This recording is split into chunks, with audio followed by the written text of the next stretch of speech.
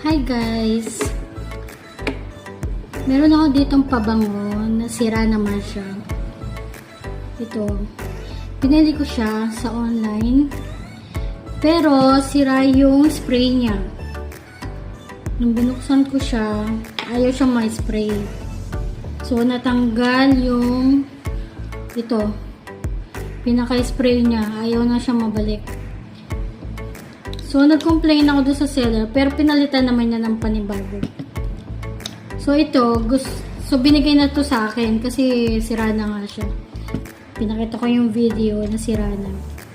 So, ngayon, paano natin siya ililipat sa kabilang bote, sa ibang bote.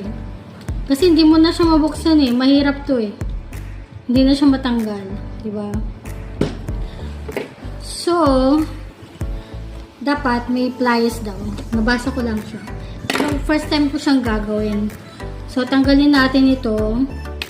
Medyo kanina, ginawa ko na siya. So, unti-unti ko na siyang na-open. So, kailangan may pliers kayo pliers. Tapos, iangat mo to. Iangat mo tong ano na to. Hindi ko rin alam siyang gawin, pero unti-unti ko na siyang nakukuha. Yung naangat ko siya. Kailangan siyang maangat. Ito to. Kailangan siyang maangat, diba?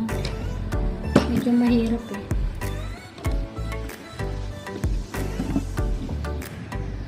So, yan. Kailangan dahan-dahan siguro.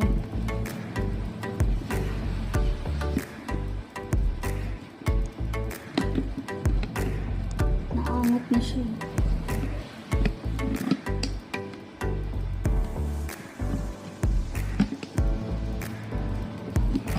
Yan.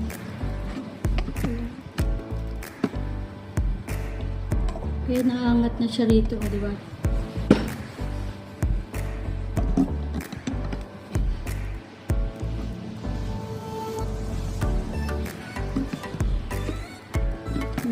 Mahirap siya.